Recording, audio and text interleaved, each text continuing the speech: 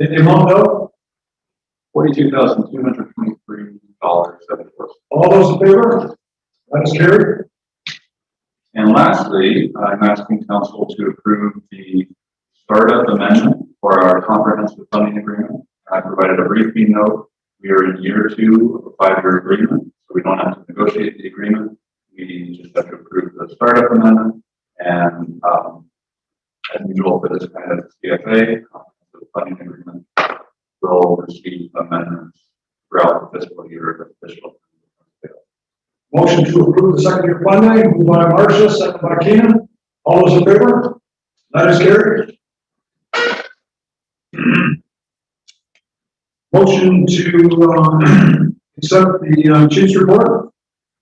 Moved by Ron, second by Elaine. All those in favor? That is carried. Motion to accept the chief executive officer's report. Moved by Ron, second by Neva. All those in favor? That is carried.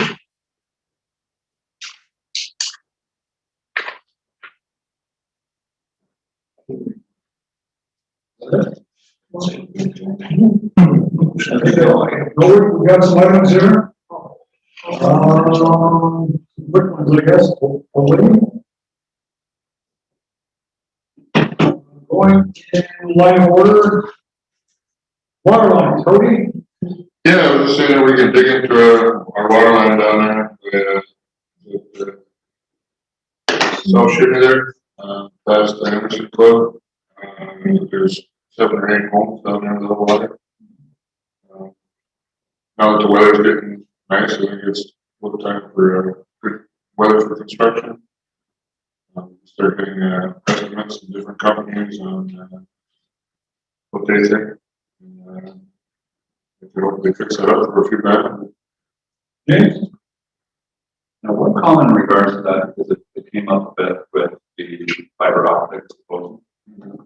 We were going to expand dredging down there. It would make sense, or it could make sense, to pair the two together. We could link fiber optic and keep them the same track. So those are options. In the past, we've missed those options, but that was something council wanted to understand. There would be some cost savings doing. The only danger where there's a water line. That's true. So I'll have to look into the details further. I just know when we laid the natural gas line, there was some discussion in terms of could have significantly reduced our cost of fiber optic if we use that trend. Certainly we can explore that option, but we'll see what recommendations back. But we'll get some cost estimates on that. I think we can get some preliminary ones on the actual laying of the water line down that particular stretch. We'll follow that up with administration. Report back. Moving on to the next point, the mainline farmer excavating and knocking down a lot of trees with damage. Yeah. Okay, so this farm, particular farm has a history of doing that up here. So a lot of us in the private property up here, and I'm aware of it. They can front two of the property owners and found out that they didn't get approval to do that. So one of the questions that I had, and I raised it with certain individuals, whether or not they'd be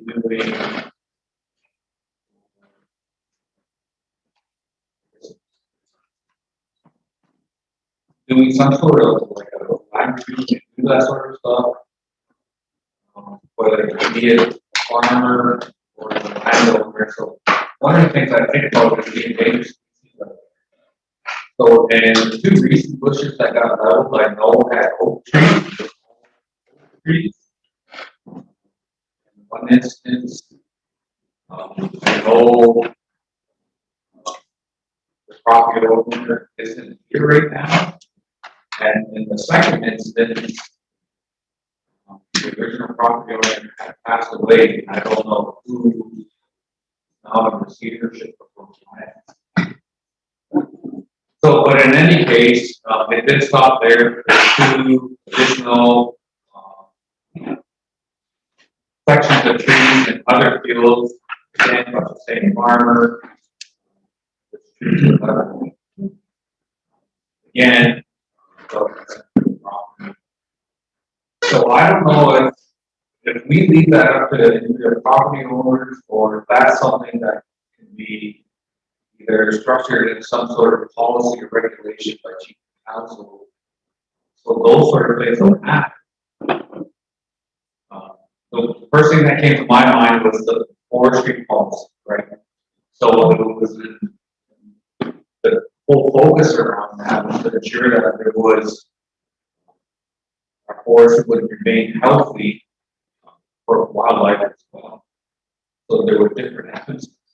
So I got to thinking about that, and then there's no repercussions when farmers do things like that. So then another, going back some years ago, another individual who didn't want a part of his property farm, and farm on the head did and expanded the bylaws. Right? Whether that individual was compensated or not. The problem I have is that farmers are kind of doing as their wish, not regulating anything out. So I know the rules are done different once they're off of this reserve. There's only certain loading areas for water that they can receive. The amount of chemicals that they use are regulated over there.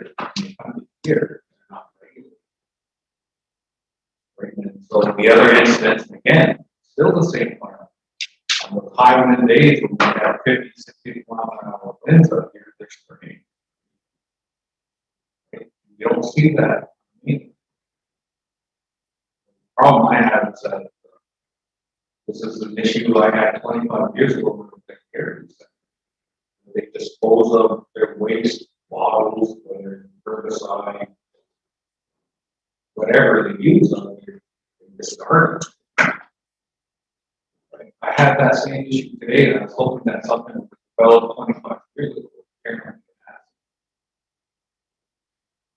I was just thinking that if there was our planning sessions coming up,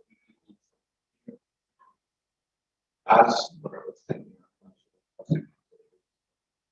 I just thought, So one of the same farmers that keep flipping over the fields? Same guy that's putting out the big cement blocks over there, cutting off roads. Who is this person? I'm not sure who he is. When I was working at the bridge, he came over and he tried to make it clear that that's his farm. You don't have to listen to anybody. That's the feeling I got off him.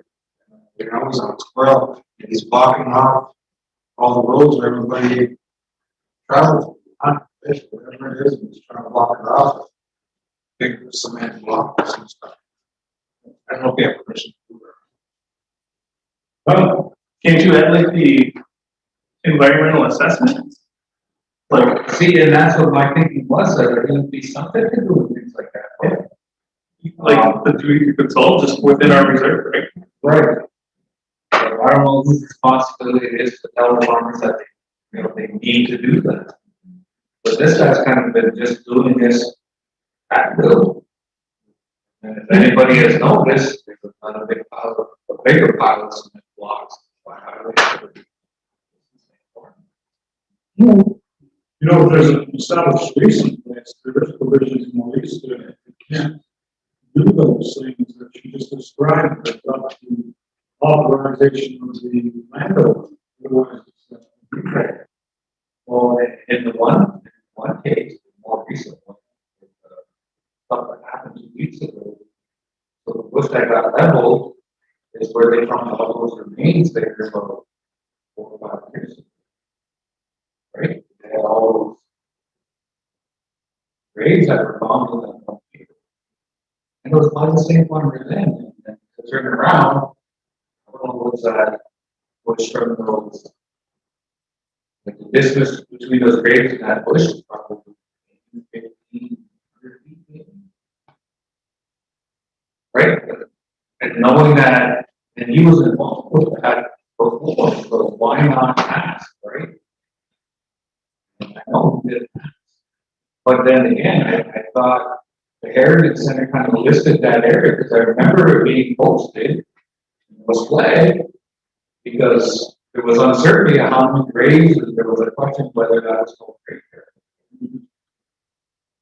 And in addition to that, that was some of the oldest graves I could find, like 11,000 years ago. I don't know, I just don't like that these farmers don't even bring it here. I think they should have to bring it to land, right? Or bring it to somebody, not just come at free will. Again, I don't know where that responsibility lies.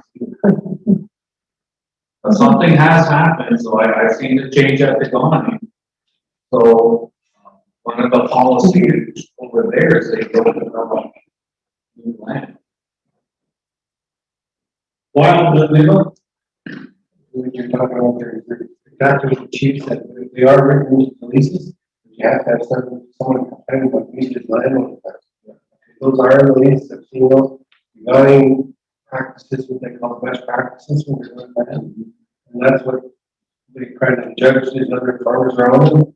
If there's violations left, right, both sides of the county's property.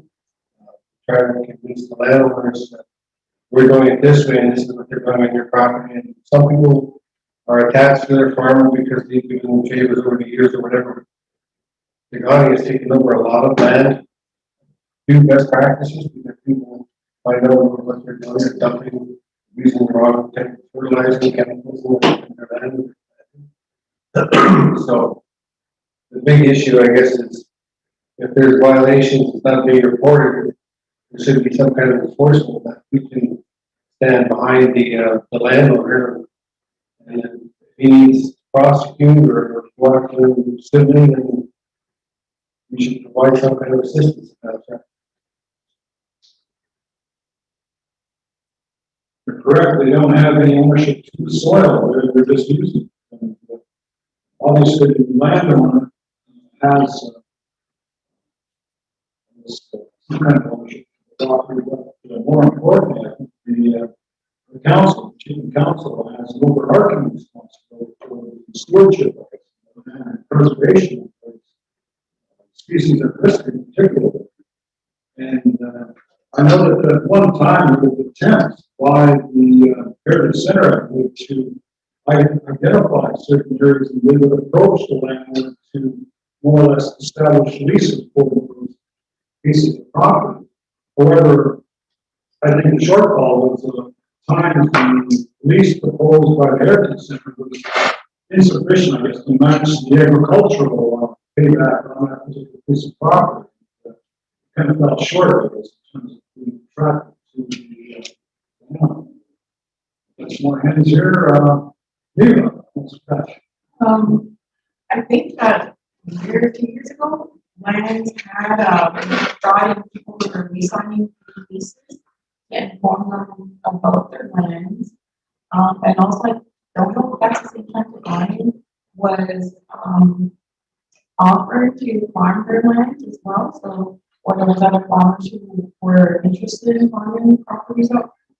I think that's one piece of this, but other pieces as well should go into this discussion because what we talked about earlier about is it the Ford Club, Hunt Club, and the misuse of disposing waste, digging things, putting them in there, restricting members to go into certain areas that is ours. And I think overall we need somebody who's like land. Somebody to enforce our bylaws and also to oversee that. An authority, we call them like a land authority. Somebody who can oversee these issues, visit them, coordinate with Heritage about what's been marked as invasive species or whatever. There's also, I don't think it's ever been looked into, but we have trees on Walpole that are supposed to or could be registered with the province that we still have them here. We had a medicine guy that came out and he was walking around and just couldn't believe that we even had these trees here. He said, this needs to be like reported, this needs to be marked out and that these trees exist because of the medicine that's in it. So there's so many more things and concerns in this area of what we're talking about, land stewardship and management out here in the way of leases as well for those who come out here. And as far as I know, I don't see too many things that say that. And even the what is it, to report when you consult with the bank. And I reported once, and I think you would remember this, along the shore there, when they were dumping their old leftovers from the driveway into the St. Clair. Just over the road, dump it in, and I got pictures of it all. And I'm like, so were we consulted on these things? And it's not just on our first meeting, but it's all along the river, it's all the way around. So I think these issues, I think, are bigger, and they need an attention of an authority to oversee them and to enforce stuff, to develop the bylaws if they're non-existent right now. And I think that would get us action, and also help us to manage better and know what's going on. And I think you're scratching at the surface there. So it begs the question, I guess, in terms of our ability to formulate law to enforce it within our territory. We have to start now to really give that serious consideration in terms of preserving the species at risk and to maintain the good stewardship. Continuing on, Tyler, then Ron. The same bottom line was environmental assessment. You can throw not only the risk, but the archaeological aspects of it all. And there's lots of great policies on provincial archaeology, like preservation of, well, obviously First Nations culture as well. We have a lot of great partners when it comes to people who would be willing to help us out, for sure. Like, I know lots of archaeologists that I work with just working up there. They're great people that are willing. I know they'd be more than willing to help out. Like I mentioned with the Windsor Archaeological Society there, because of the partnerships that I've made with, that can be pretty solid. So building on their policies, kind of instilling them here on the whole. This is important. I think they'd love to be a part of that too. Just something for future planning. Ron. Yeah, I think I guess an onus on us to put out, a letter and put farmers on notice over there. Some of the things that they should and should be doing. I guess like a list of best practices and say from here on out. In the meantime, develop something to say that, these types of things aren't going to be allowed in our community and remind them that they have a duty to consult or negotiate with the leasee as per terms of their duties and responsibilities to take care of the land that they're leasing and farming. That would be, I guess, one step. And I know, Deganing has somewhat of a history of doing some good things, but also they've got some things too where they've got land and not put the land back on the property. And, it gets sold as public fill throughout the community from our community. And so some people have lost out on money like that, it comes back to the First Nation. So there's no policy there as well. So there's other things, and then there's other farmers that have made roads throughout different parts of farmland, and then we get duped with saying we made that road, the First Nation. So those are some things that we need to really think about and prescribe, I guess, some detailed follow-up and rules and regulations on what we're going to accept and what's going to be adhered to and enforce it somehow. I know a lot of the leases used to have a clause that if it wasn't saw fit to the leasees, you could give 2 weeks or 30 days and kick them off the property. So those are some things that you still think about. Which Burton? Yeah. good to serve notice to the visitors that we have, to their farmers or whatever. And, sounds like in this situation that the landowner is probably favoring this farmer, but regardless, the thing we're missing here is enforcement. We're not investing in our border protection in terms of whether you call it resource protection or bylaw officers, whatever. Not too long in the past, that particular farmer would have to come and see the central administration. I don't want to put that on James. But they'd have to come and see back then it was the band administrator, and that farmer was told in no uncertain terms, because I actually had that role at one time, no uncertain terms that, You didn't scare me enough. this is, you're abusing one of our members here and you're not being respectful to our territory here. If that's not corrected immediately, you're out of here. It's that simple. But I know things are more sophisticated today. You don't want to hurt people's feelings, all that kind of stuff. So, in lieu of that, even our resource protection, not too long back, if they would roam around the reserve, and if somebody was cutting in a bush that they didn't recognize that person, they'd come right up. Who are you, and what authority do you have cutting that tree down? So, in other words, we have to invest in that kind of capacity in the community to show up at the appropriate time. So, anyway, I think we have to make that investment. Just a quick thing. Okay. That's fine to have the resource protection or whatever, but you gotta give them some of those so that they can do something. They have nothing. They absolutely have nothing. We sit here and we talk about this all the time. And we can talk about yesteryear, but we're here now. And we gotta bona fide them, and that's the thing, is we're gonna keep doing this. We have to add some real weight to it. Yeah, exactly. Well, we've learned something from history, haven't we? We know what not to do. Let's do the right thing now. Yes, we're gonna look up the challenge. Even our resource protection guys, they weren't authorized to carry firearms. The ones that did the job, they always had firearms. You're talking about having. No, I wrote them. Yeah. So it's our territory. This is forward. Just in closing, just one thing that, like the instance that I'm speaking to, landowners found out after it's been that scenario. That's what I don't like about it. I think what I kind of feel should happen is that there needs to be something in writing if they're going to alter the land. If we need some sort of surety that the landowner is aware of what's happening, right? Understands the whole situation, right? I know were the ones that had oak trees on it. I don't think those are valuable trees, and now they're on the pile. And then there was another pile that just recently got burned. Looked like a mixture of white fir. I don't know, there's a number of those in mixture.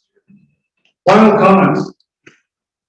I think we need to ask these farmers for a substantial deposit before they come on to do the job or farm, and that there'd be a walkabout at the beginning, just like you do when you lease a car. And you see the bush and everything there. See this? That's all going to be here at the end of the season. Or we're keeping your 30 grand or whatever.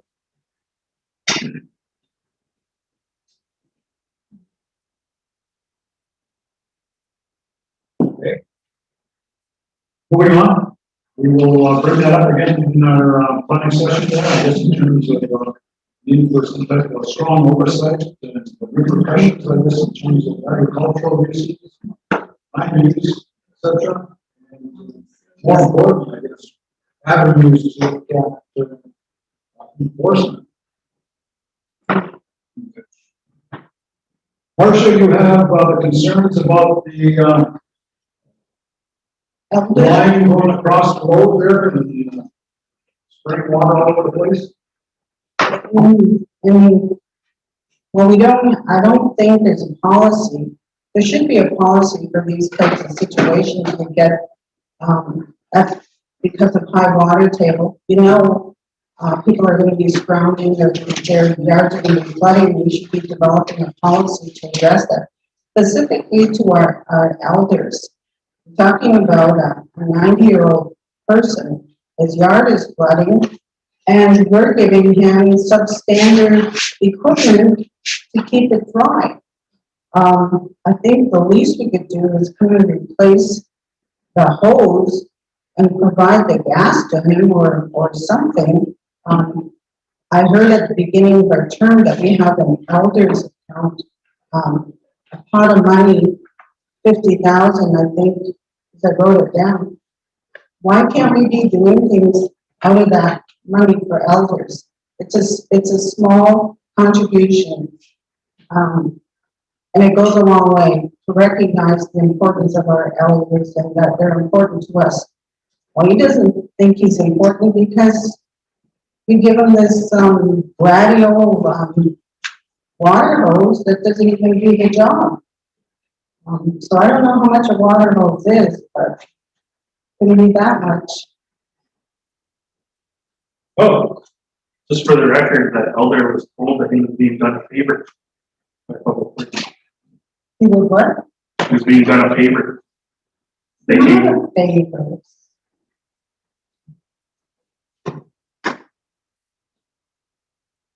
I have some other interesting comments on this that I received, and I will reserve those for a in-camera session.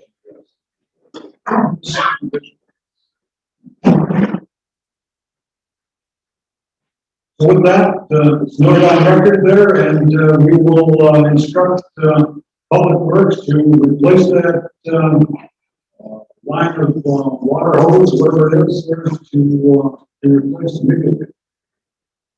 And can we compensate for, or give them an allowance for the gas, for the running of the, that apparently is his job now to go out there and fill it up and turn it on, and he's 90 years old.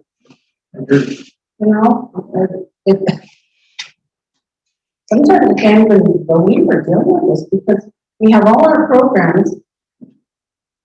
I don't know anything about Public Works, but I'd be riding around taking note of everything that could be done and coming up with a plan. To me, it's a sign of total disrespect. You have an individual that advanced in age and he's doing well, I guess, to take care of himself and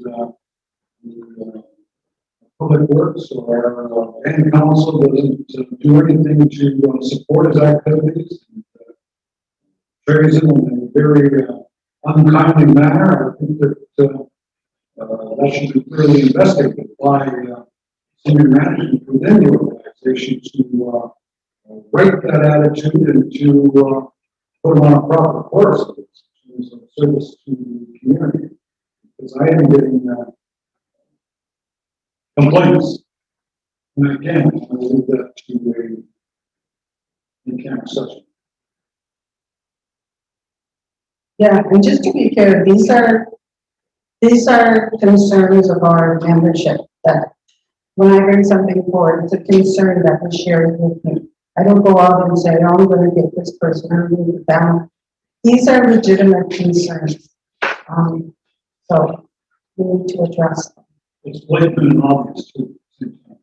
Elaine? Yes, I agree. I think it's a form of elder abuse, but I know Public Works probably doesn't have the money, so can James look for somewhere money can come out of to support this particular elder? Well, from that elders fund, they said there's a, Absolutely, we can do that. yeah, No problem. Our elders are VIPs, they're platinum members of this club here, and we got to treat them accordingly. They earned it. the treasures. So we will take care of that. Next item, concerning the, Wyoming homeless shelter. Somebody had one. Big. I got, a couple texts this weekend about, conditions going on over there. It's becoming overcrowded. There are people that are claiming to be homeless, but are just really kicked out for a couple days. You know, how that goes, but they're showing up at different hours, day and night. There's no healthcare workers on the weekends, so it's just the guards and people that are utilizing.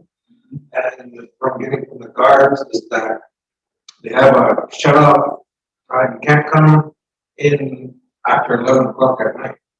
So what the guys are doing, according to the guards, is that they're taking off at 10 o'clock, doing whatever they're doing, coming back before 11 o'clock, and there's space right out. So there's nobody making sure that they're following the rules. Nobody's wearing masks. None of the people that are utilizing the shelter they're not wearing masks. The guys that are working there are, and they said it's too small of a space to, they said the whole front part is donations and food. They're just jam-packed, which is a good thing. But there's no room to do anything else. There's no other kind of programs available for them there, like the AA or any kind of program, or maybe, you know, set them up for GED or give them a job. You can provide them better than you need to provide more to get them back on track. So what the guards are facing is that they hired people who already had jobs. There's people that were catered to the second that they were hired, got the weekends off because of another job somewhere. And then there's other employees that don't want to work over 40 hours. So now they've got only 4 guys working 12-hour shifts on weekends, with nobody, like I said, healthcare professionals come and say, you know, set the rules, I guess, you know, so what they're doing, they're being the healthcare professionals and security guards. And like I said, they had on the weekend, they had to call the police because one of the guys, like I said, take off for the shut-off time, and they come back all, I don't know what they're, right out of it. So these guys that are working there have to try to decide whether or not to kick them out or give them a chance to stay there. But they got to watch them the whole time. Like I said, it's kind of understaffed, and there's no set guidelines. Like, you can't come here under the influence. You have to be, you know, something that gives them rules they have to follow. And the guards are like, they're at the point where they're doing more than just being guards. They had people show up at 4:30 in the morning, freezing, starving, and if they were to follow the rules by not letting anybody in till like, I don't know what time it is in the morning, those people would still be outside, but they let them in. You know, they had a heart, and they said, come on in, sleep, eat, whatever it is. But they're running into way more problems than what they were hired for. If something's going to happen, like I said, what I was told is they pull out a big knife. These guards are just regular guys. They deal with it. They're forming relationships with these guys. But with nobody there on the weekends or setting guidelines, it's pretty well tracked. There's danger points all over the countryside. James, is there anything we can do, I guess, in terms of providing some type of assessment and oversight? Well, we are planning another round of training because there are guidelines to cover a lot of those issues. So I think, you know, we went over a training session with everybody, and I led it at the beginning. And I'm sure there needs to be some reinforcement because we know some time has passed, and to go over some different options, situations. And to update everybody, I have a meeting with the church next Monday. And at that point in time, we're going to determine whether we continue to operate there past March or not. expect that they will say we can continue, in barring some kind of incident between now and then. So it's a good thing, it's just that there's no rules, there's nobody there to say, like, that this is the time you have to be here. You can't be ever near this, you have to follow, there's nobody that says that, that's what the guards are telling. And I think part of that is, implementation on the ground. And I think that can be at least partially resolved with more training. We also have plans to hire more, but we're timing that closely with whether or not there's a positive response from the church board. And if they do want to continue to run, what we can do is look at hiring more staff, extending their terms, and having a full-time supervisor. Because right now, Scott Caldwell is essentially volunteering, with some help from God himself. And you won't be able to do that after the month because of the other responsibilities that happen in spring. So, that's what we would put into place if we hear from the church board that they want to continue. And that gives us some time to come back to council at the next regular meeting as well. We are looking at a project, we have some costs for the building at Austin Road, or we might look at another building. But we would, if the church board said no, and we wanted to continue, I think we have to scramble to decide what we use with the space. But that's more or less what we're looking at. We already have postings down and things like that, so that we go ahead and hire. That's the direction we're going, and that should alleviate many of the stresses just in terms of not being understaffed anymore. We'll put the regular. And one of the concerns was, the lady wants to know, they don't want to go because it's mostly guys.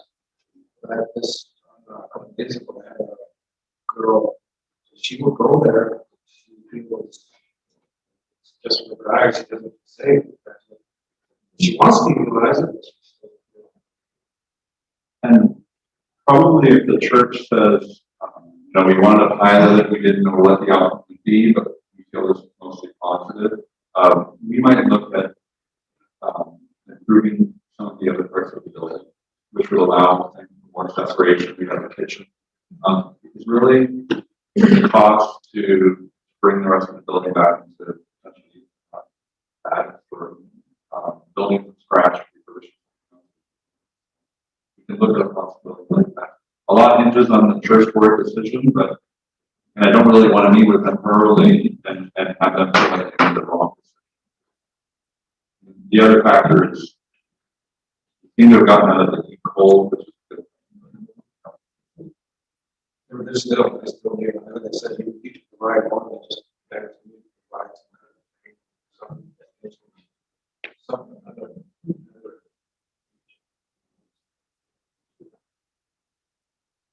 I got a couple of phone numbers, James, of past coworkers that I worked with.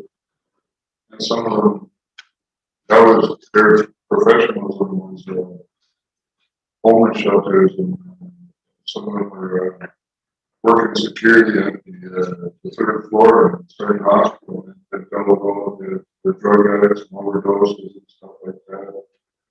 And they know how to go after the funding, whether it be donations from, they work with the Good Shepherd and different programs like that for donations, so they can overload it on donations. Go back to it. They know how to work with each other. Same with the one in Chatham. They have social workers there 24/7. The main hours that they require them is nighttime. Those are the ladies that come out and coach the homeless. They don't really come on to a strong point. Someone showed up there intoxicated. They set rules for them. Like, come on, Harry, this is your second time coming here like this. You can't have it. So they set rules for them, and they coach them and they help them. There's a lady in Sarnia, she helped get their homeless shelter going. And it's now at the point where they don't even have to pump any money into it. They're getting so much donations and funding from outside sources. Everybody wants to help. So that's a said we can go, but you have to use the phone number that give it. A lot of times I hand over these phone numbers, I never even use it. I don't know, I've called them, some of them. I'll give you a couple more. Yeah, I think it's important for us to get it, get this addressed quickly due to liability that could happen there. It could be, dealing with some really terrible things, and even in the women's shelter, with all the safety and all of the training and the crisis counseling, the people who are there, and that you still have high incidents at different times, and a big piece is due to mental health and addiction. If you're on staff with the right people who are able to handle that, you're going to get incidents. And I think that we gotta address that fast. Otherwise, we really have losses and possible deaths. Maybe the guards and don't want to see that happen. And that's the safety of everybody there who stand in that environment are at risk. That doesn't get taken care of. noted. Marcia, Well, I think we did what we got these people out of the pool. That their physical care was the priority because of the cold weather we had. So now we need to address the emotional, the mental, and all of that other trauma with all our social service programs and all the other programs we have available. you're absolutely correct. We have a wealth of those types of programs serving our community. Time for them to step up to the plate there and to provide that necessary service to those that need that service and that help. And it also identifies, certainly we've gone and taken major steps forward in terms of addressing that particular need for this winter. But it still leaves us with the task of the longer term solution for this whole issue, I guess, in terms of the homeless, the added necessity of providing support services for them. We get back now, I think. We're going to conclude this statement in this portion here. Ziva, Ben Lyle, and I would just suggest that, council mandate or shall recommend, that they, took on some of those positions, that are required from our employment, people who are employable to begin working over there and doing some filling those spaces, and we can do that. But they really need to, well, we have to do this as council to mandate that. That happens. When it comes up with a plan for those people. are you clear with that? And I like that option, and I know Jonathan did that. And probably that would be natural for those who were not able to get to the right staffing level for the current post. But that's something you want to do anyway, and then we can staff it. From our own employees that are working here. And I'm just thinking of the men's counselors for the shelter. It could be one and also a couple of the staff. We have common staff who be able to utilize the crisis. And then health center with Zero. And I'm just thinking of those types of people. And sometime over there, what he would do is to con them to come over and do the bill that new laws came along. So while you don't have those places filled right now, it'd be a short-term implementation until you do have those positions staffed and enough resources there. I'd like to comment on Marcia said. She was mentioned. Marcia, at a good point, about one call, we put them in a farm place. We've been providing food for them. That shelter is a farming shelter, It's not a homeless shelter. A homeless shelter has rules you have to abide by. And there's liability of calling it a homeless shelter. So we want to call it that, we want to call it a farming center. And we're providing over and above, and we're supplying them with food, microwave, and I know that there's logistic problems there. They had a TV there, and it was coming on at 3 o'clock in the morning and disrupting everybody else. So they took the privilege away, they took the TV set out there. If they behave, there is some kind of addressing each problem maker as he comes in. There's one fellow that was willing for the night, he kept calling back every so often, calling on the door, and basically the police had to get called to take him away. He spent the night in jail, I don't know. But there's rules that you have to abide by, and another thing that bothers me, we got a public works manager, looking at supervising that thing, we got all kinds of social services. Chief mentioned that, make them step up and make them get involved. They can come back to this council with recommendations what needs to happen. Maybe even some budgets or these other things like step 1, step 2. They've elevated it. That's what we want on the shelter. And that's the way, better way to go. Put the experts in play. We better hurry this up because I'm losing attentiveness and productivity here real quick. Marcia. We just made a call out to our workers, our employees, that we need you. We need your help. What can you do to help us with this center?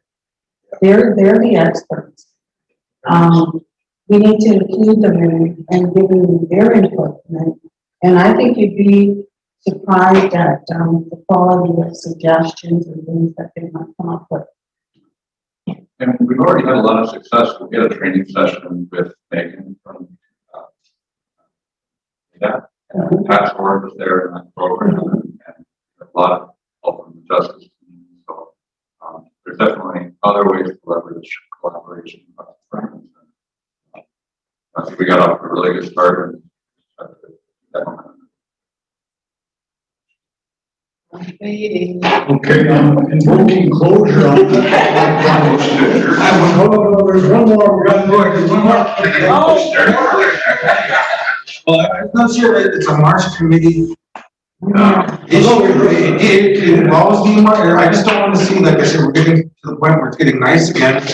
And all these places that were once accessible to people without boats or big old trucks.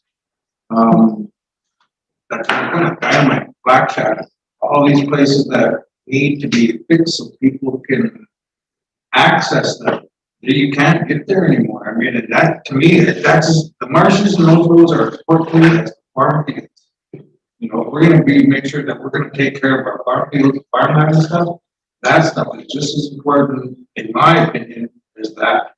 I mean, half this island, most of the people I know are outside doing those kind of things. I said they can't get to these places. We should be doing something to get, like I said, we have 3 full ramps, and we have 300-400 guys with boats. I mean, our full ramps need to be refurbished or build new ones.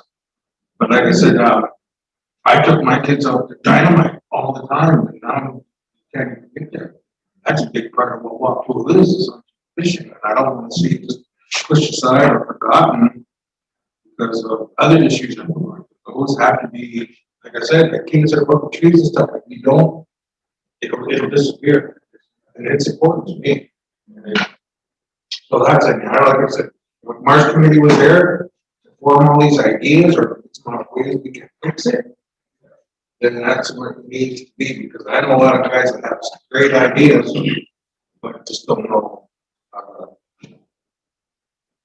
15-second response.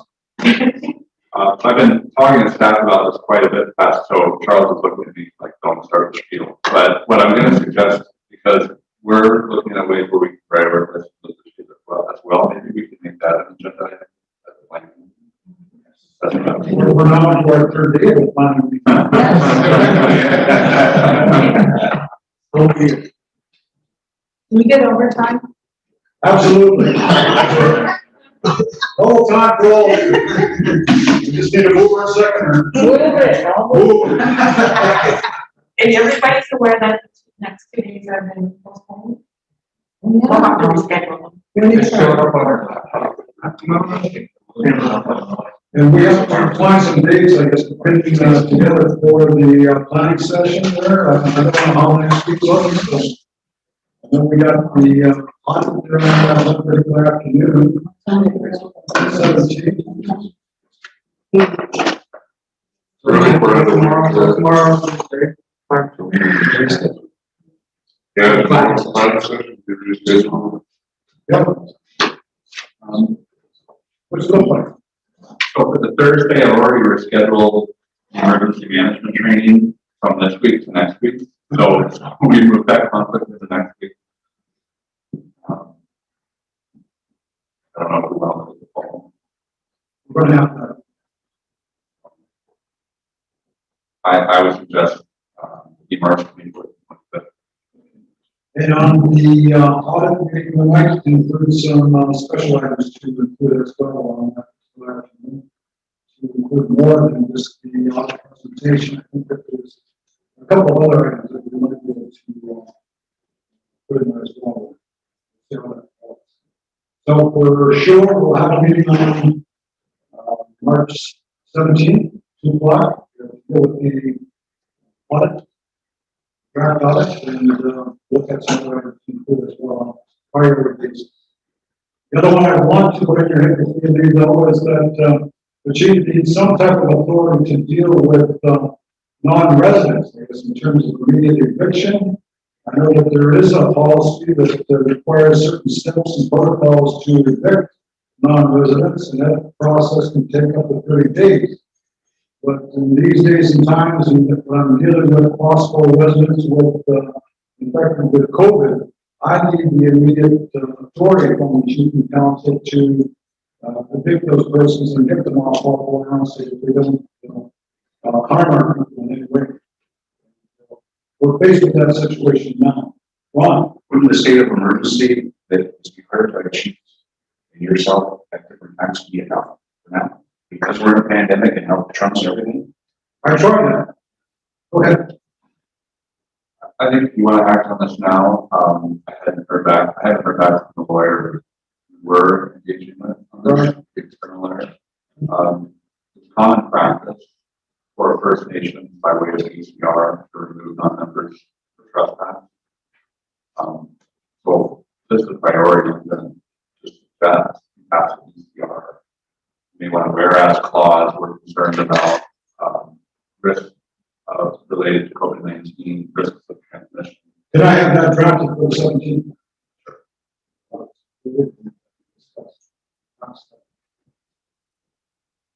Motion to adjourn. Whoa, Move our concept by Tyler. Carry. No, you can't get rid of it. You guys can stay and chat anyway. I want to thank everyone for your, very lot of business. Yes.